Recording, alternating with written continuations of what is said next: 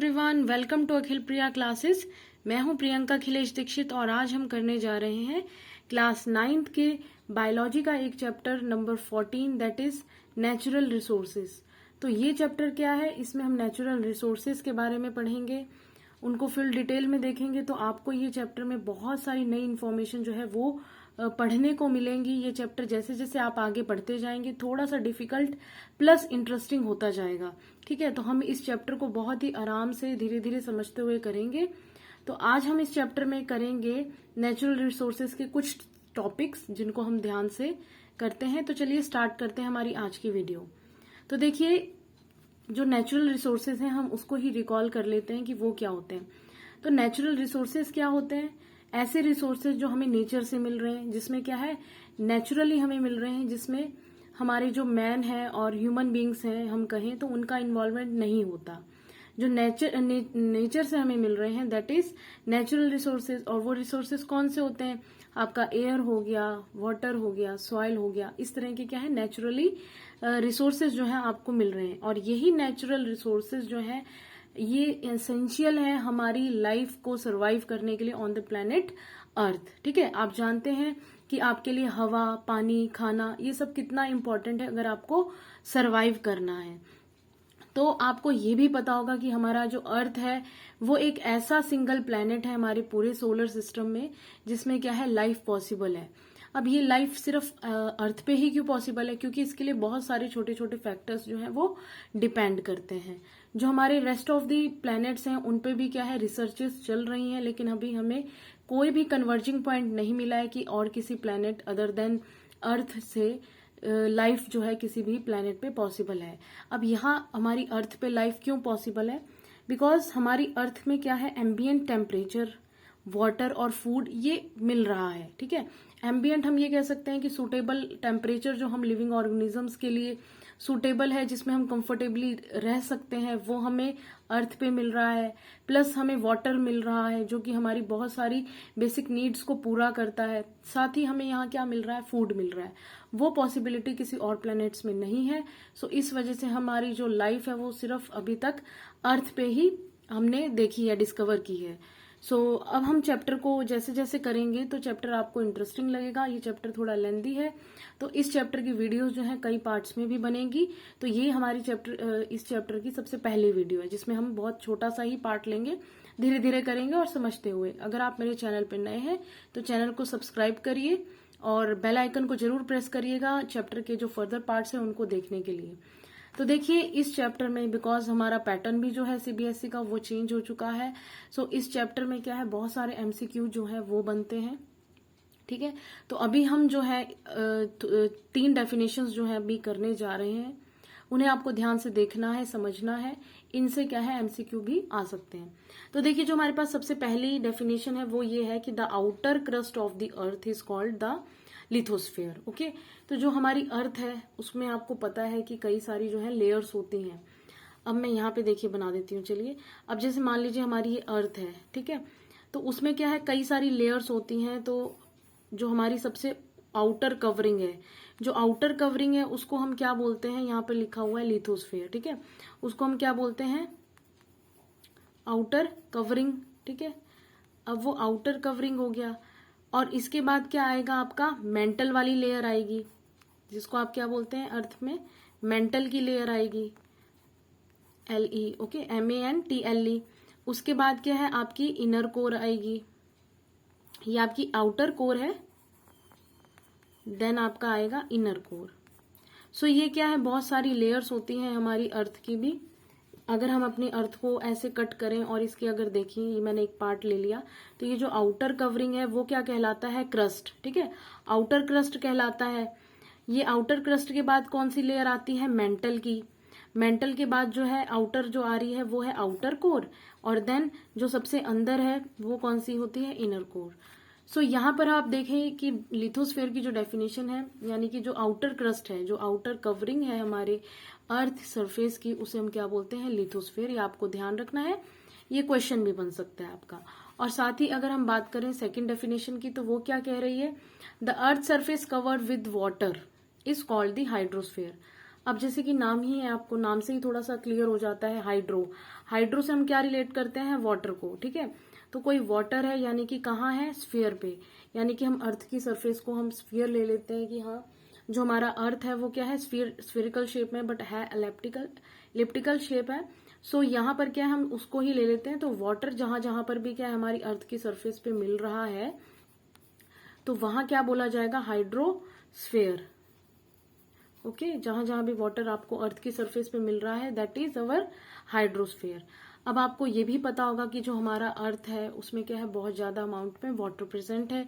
75% जो है हमारी अर्थ की सरफेस का वो वाटर से कवर है, बट बहुत ही इतने ज्यादा अमाउंट में सिर्फ 2.4% वाटर जो है वो पीने के लायक है, ठीक है। ये जो है पीने के लायक नहीं है 75%, इसलिए जो है इसमें इतनी बड़ी अमाउंट में only 2.4% of water is suitable, और वी कैन से दैट कि वो जो है सिर्फ 2.4% जो वाटर है वो हम लोगों के लिए पीने लायक है। सो ये जो है वाटर क्या होता है, अंडरग्राउंड भी मिलता है आपको, जैसे कि आप वेल डिग करते हैं, ठीक है, तो कुएं होते हैं, वहां से क्या मिल रहा है आपको, पानी। तो वाटर जो है सरफेस पे भी है और आपको इनर भी मिलेगा, जैसे जैसे आप अंडर ग्राउंड जाते जाएंगे सो वाटर प्रेजेंट है। सो आई होप ये क्लियर हो गया। अब हम देखते हैं हमारी थर्ड डेफिनेशन। जो हमारी थर्ड डेफिनेशन है वो ये क्या कहती है, the air that covers the whole of the earth like a blanket. अब हमारी एयर जो हमारा होल अर्थ है, ठीक है, तो हमारी होल अर्थ को एक ब्लैंकेट की तरह जो कवर किए हुए है, वो क्या कवर किए हुए, एयर। ओके, ये एयर जो है हमारे होल अर्थ को कवर किए हुए है, इसे हम बोलेंगे एटमॉस्फेयर। ओके, सो यहां से आपको समझ आ गया कि जो लैंड और वाटर और एयर हम लोगों के लिए कितना एसेंशियल है। जब ये तीनों चीजें यानी कि लैंड, वाटर और एयर, जब तीनों चीजें एग्जिस्ट होंगी किसी भी जगह पर, तो वहां पर क्या है, लाइफ जो है लिविंग थिंग्स के लिए पॉसिबल होगी। तो ये चीज आपको समझ आ गई होगी। अब हम बहुत ही इंपॉर्टेंट सी डेफिनेशन करने जा रहे हैं। तो देखिए, zone of earth where the atmosphere, the hydrosphere, देखिए द एटमॉस्फेयर और हाइड्रोस्फेयर और साथ ही साथ लिथोस्फेयर जो है प्रेजेंट है। इंटरैक्ट का मतलब यहाँ पर है कि ये तीनों चीजें जो है प्रेजेंट है। यहाँ पर इंटरैक्ट का मतलब है हमारे लिए कि इन तीनों चीजों का, यानी कि लैंड, यानी यहाँ पे एयर, वाटर और लैंड तीनों का प्रेजेंट होना क्या बनाएगा, मेक लाइफ पॉसिबल। तभी लाइफ पॉसिबल हो सकती है जब ये तीनों चीजें एक जगह मिलेंगी। उस जोन को हम क्या बोलेंगे, बायोस्फीयर। ओके, बायो से आपका क्या मतलब है, ऑर्गेनिजम्स, ठीक है।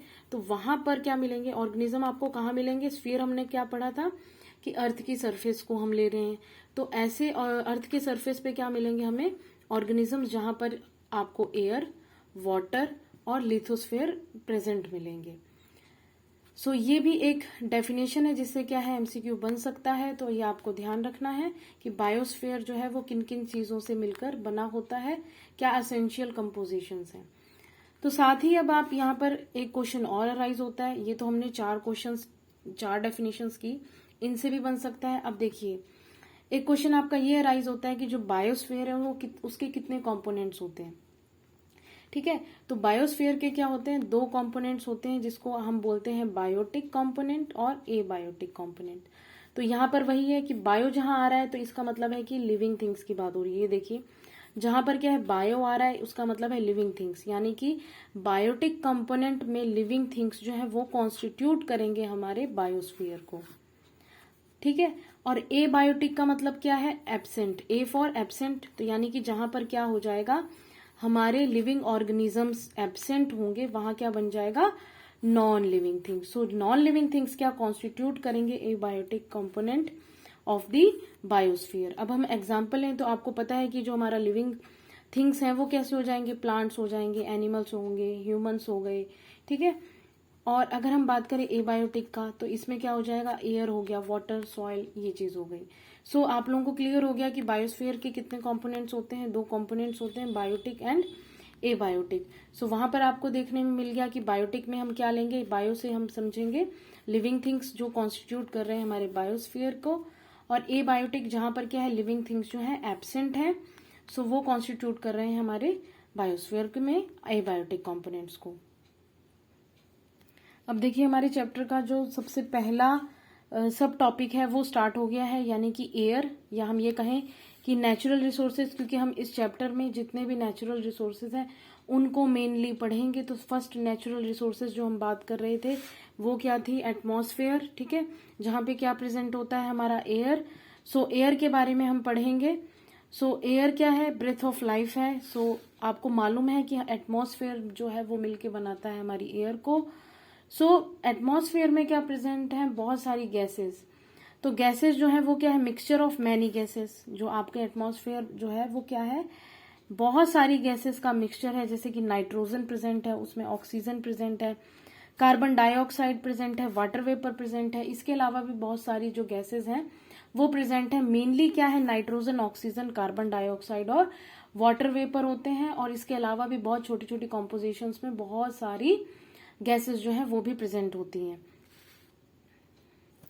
इन गैसेस का जो कंपोजिशन है वही एक्चुअली क्या कर रहा है, लाइफ ऑन द अर्थ जो है उसको सरवाइव करने में, एग्जिस्ट करने में हेल्पफुल है। सो अगर हम बात करें वीनस और मार्स की, ठीक है, वीनस और मार्स हमारे एक ऐसे प्लैनेट्स हैं जहां पर मेजर अमाउंट में, या हम ये कहें मेजर कंपोनेंट जो है वहां पे एटमॉस्फेयर का क्या है, कार्बन डाइऑक्साइड। कार्बन डाइऑक्साइड वहां पे मेजर कंपोनेंट है, यानी कि जो वहां पे एटमॉस्फेयर है वहां पे सबसे ज्यादा कार्बन डाइऑक्साइड प्रेजेंट है at the rate of 95 to 97%, ठीक है। तो लेकिन यहाँ पर हमारी अर्थ में जो है इतना परसेंट में कार्बन डाइऑक्साइड नहीं प्रेजेंट है, बिकॉज कार्बन डाइऑक्साइड हम हर एक गैसेस जो है फिक्स्ड अमाउंट में है। यहाँ से आपका एक एमसीक्यू भी बन सकता है कि हमारे एटमॉस्फेयर में मेनली कौन कौन सी गैसेस जो है वो प्रेजेंट है। सो यू विल से कि नाइट्रोजन हो गया, ऑक्सीजन हो गया, कार्बन डाइऑक्साइड और वाटर वेपर, ये मेन है। उसके अलावा भी गैसेस जो है वो प्रेजेंट होती हैं स्मॉल स्मॉल क्वांटिटीज में। तो जो वीनस और मार्स है वहां पर क्या है, कार्बन डाइऑक्साइड इतना ज्यादा प्रेजेंट है कि वहां पर लाइफ जो है वो एग्जिस्ट नहीं हो सकता है। क्योंकि एग्जिस्टेंस के लिए, लिविंग ऑर्गेनिज्म के एग्जिस्टेंस के लिए आप लोगों को पता है कि हमारे लिए ऑक्सीजन कितनी जरूरी है, बिकॉज हम इनहेल करते हैं ऑक्सीजन को as a breathing gas. So living organisms जो है, अब ये देखिए यहीं पे ये पॉइंट है, ये क्लियर हो गए आपको, ठीक है। यहाँ पर आप ये पॉइंट देखिए कि जो लिविंग ऑर्गेनिज्म है वो क्या करते हैं, इनहेल करते हैं oxygen for their survival and also use this oxygen to break down glucose molecules and get energy for various activities. तो ध्यान दीजिएगा कि आपको ये तो पता है कि भाई हम लिविंग ऑर्गेनिज्म जो है अपने जीवित रहने के लिए, अपने सर्वाइवल के लिए हम लोग क्या करते हैं, इनहेल करते हैं ऑक्सीजन, ठीक है। In return we will exhale carbon dioxide. हम इन रिटर्न में हम क्या एक्सहेल करते हैं, कार्बन डाइऑक्साइड, जिसको क्या है, प्लांट इनटेक करता है, प्लांट लेता है और क्या करता है, फोटोसिंथेसिस का प्रोसेस जो है उसको करता है। तो हमारे लिए जैसे ऑक्सीजन जरूरी है तो प्लांट्स के लिए क्या होता है, कार्बन डाइऑक्साइड जरूरी है।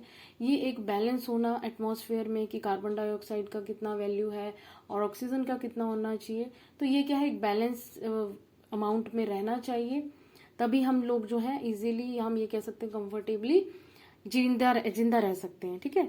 तो यहाँ पर आप लोगों को ये तो समझ आ गया कि इनहेलर है ये, ठीक है, ये ऑक्सीजन गैस। उसके साथ में यहाँ पर एक पॉइंट दिया गया है, आप लोगों को पता है कि हमने यूकैरियोटिक और प्रोकैरियोटिक के बारे में फर्दर क्लासेस में, फर्दर चैप्टर्स में बहुत अच्छे से पढ़ा है।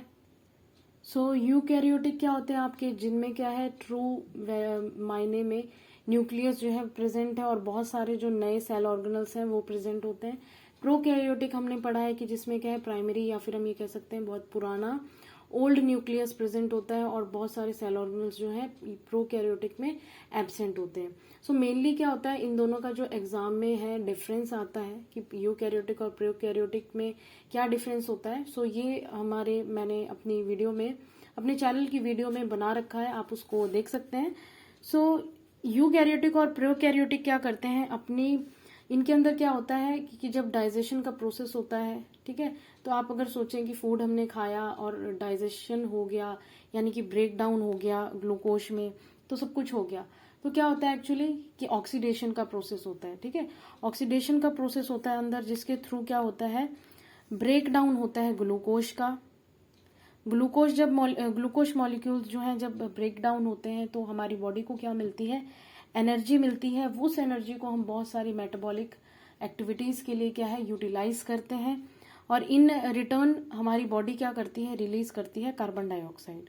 ओके, तो जो ऑक्सीजन हम इनहेल कर रहे हैं वो एज अ ब्रीदिंग गैस तो हम यूज कर ही रहे हैं, साथ में ही क्या करते हैं, ब्रेक डाउन ऑफ ग्लूकोज में भी हम ऑक्सीडेशन का प्रोसेस जो है इंटरनली हमारी बॉडी के अंदर होता है, जो कि हेल्प करता है हमें एनर्जी लेने में। ठीक है, क्योंकि ब्रेक डाउन होगा ग्लूकोज मॉलिक्यूल्स का तो हमें क्या मिलेगी, एनर्जी मिलेगी, जिसको हम बहुत सारी एक्टिविटीज को करने में यूटिलाइज करेंगे, और रिटर्न वो रिलीज करती है कार्बन डाइऑक्साइड।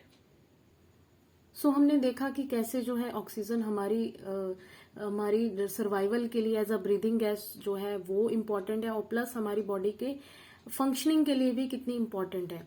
तो साथ ही साथ जो है ऑक्सीजन जो है वहीं लिविंग ऑर्गेनिज्म के लिए एक इनहेलिंग गैस के रूप के ही लिए नहीं इम्पॉर्टेंट है, उसका सिग्निफिकेंस और भी कई प्रोसेसेस में है। तो देखिए सिग्निफिकेंस की बात करते हैं ऑक्सीजन की, तो देखिए यहाँ पर क्या है, कंबशन एक ऐसा प्रोसेस है। ठीक है, हमने कंबशन जो है प्रीवियस क्लासेस में पढ़ा है। ठीक है, क्लास 8 में आपने पढ़ा है कि कंबशन एक ऐसा प्रोसेस है जिसके होने के लिए, जिसकी कंडीशन है कि अगर एटमॉस्फेयर में ऑक्सीजन प्रेजेंट है तभी क्या होगा, कंबशन हो पाएगा।